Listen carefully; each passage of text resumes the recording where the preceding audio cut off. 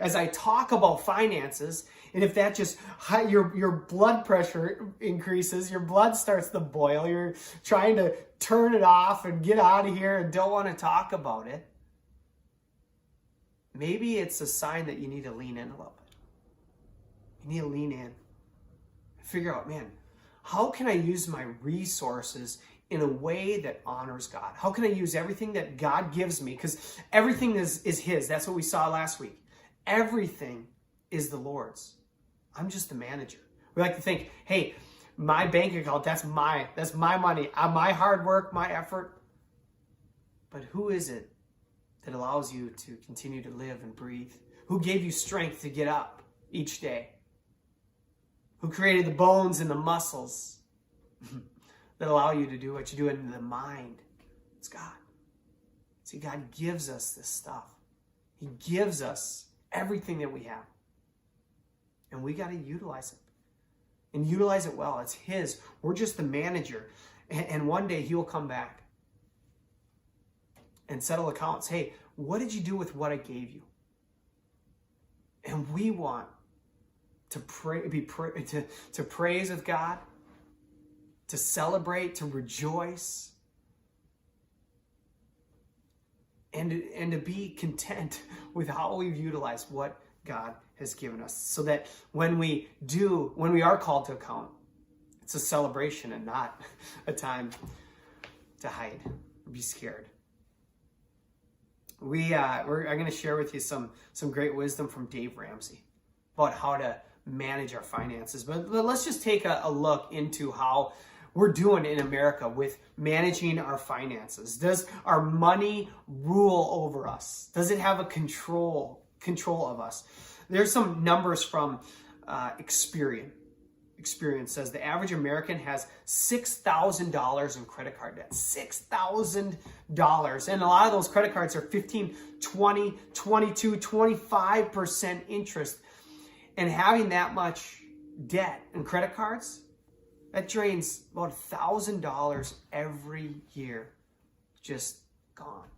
Just gone. Giving it to somebody who's wealthy, who doesn't need it, who's just buying another vacation home.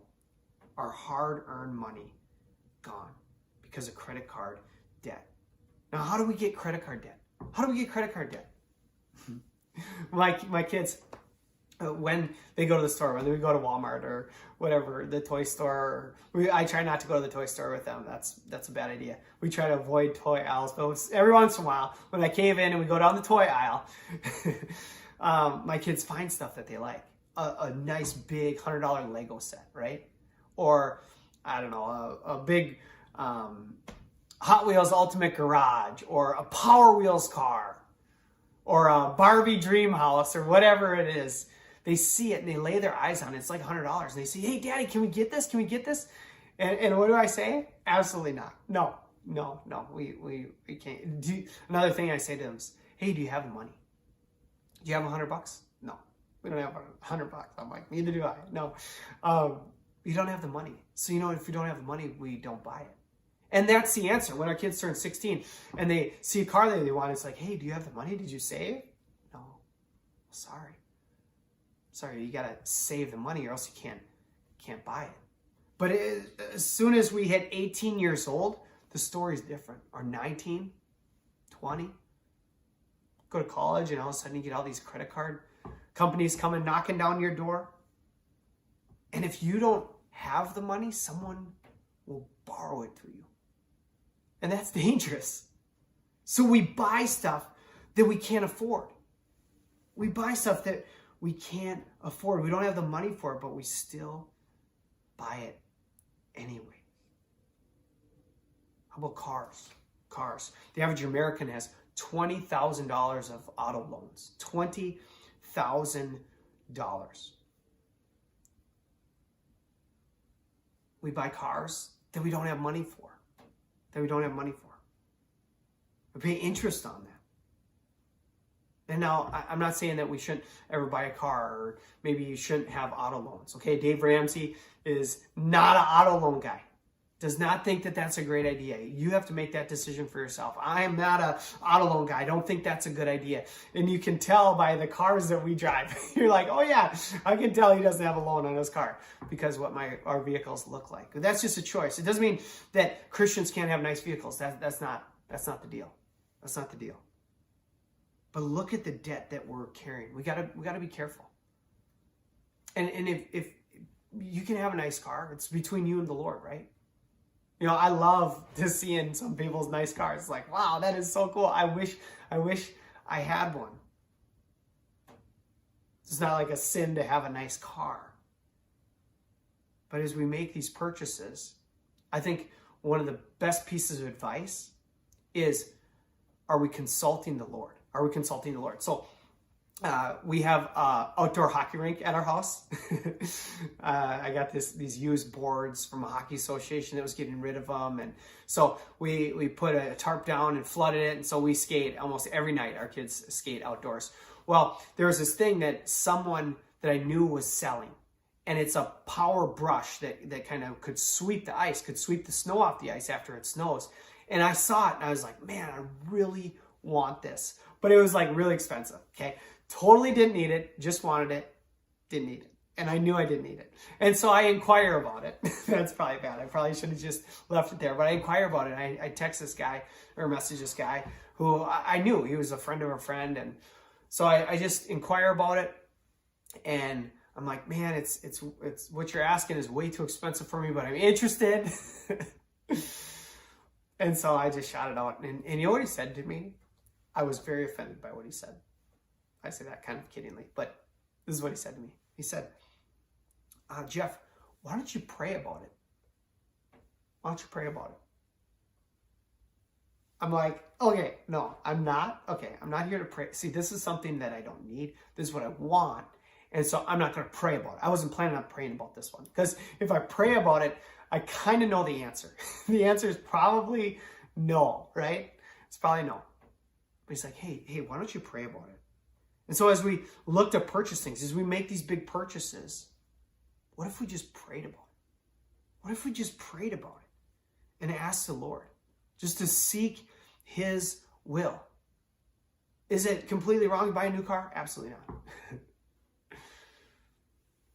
We just need to ask the Lord. We just need to go to him for guidance. Hey, should we do this? He can give us great direction. It's not between me and you. It's not between you and your mom or your dad or your whatever. If you're adult, I'm saying. If you're adult. If you're a kid, yes, it is between your mom and dad and you. But if you're adult, it's between us and the Lord. You don't answer to me, you answer to the Lord. And so seek the Lord as you make some of these purchases. Average American has $208,000 in debt, home debt, mortgages. $208,000. And you might say, oh man, that's an appreciating asset, so that's good. And I'm not going to argue with you there. I'm not going to argue with you. You know, we have a mortgage, and so we've had a mortgage ever since we've had a house. But let's just admit that. Hey, we got a lot of debt, okay? We got a lot of debt, and that debt can be a burden. It can be a burden. Average student loan, $39,000. For 44 million Americans have $39,000 on average in student loan debt. That's a weight, man. That's a weight that we carry. $16,500 in student loans. How about the United States of America?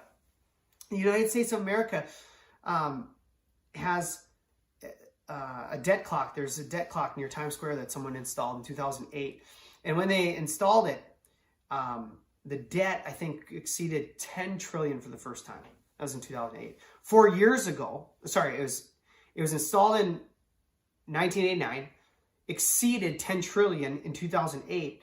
4 years ago, it was just short of 20 trillion. Now it's 27 trillion. That's our nation. Whew. There's a lot of debt we have. A lot of debt. And we're just buying stuff we don't have money for. And that's scary. That's scary. But I got good news for you. Okay, we got a lot of debt. But you know what else? We're rich. We are rich. We are wealthy. And no one's probably getting excited hearing that when I say, hey, you're rich. You're like, I don't feel rich. I don't think I'm rich. No, I'm not rich. But 93% of the world lives on less than $18,000 a year. 93% of the world. So if you make more than $18,000 a year, you're in the top 7 richest people in the world. How does it feel to be rich? You're like, I don't feel rich. Yeah, we don't feel rich. You know why? Because 70% of us in the US, these rich, wealthy people, live paycheck to paycheck. Why?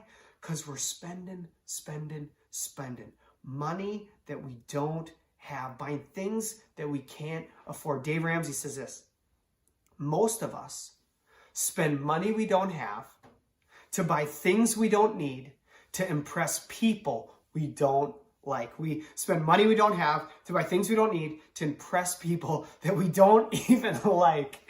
Okay? We're just spending's out of control. And more doesn't fix it. More money doesn't fix it. No matter what income bracket you're at. It's not how much we have, it's what we do with what we have. And a big issue that I see these days is people my age, young families, people just starting out. We think we need to live at the level that our parents live at. We think that that's where we should be, but we forget that our parents worked 30 years to be at the level that they're at. And we expect to have a house like they have and cars like they have. But we got decades to get there.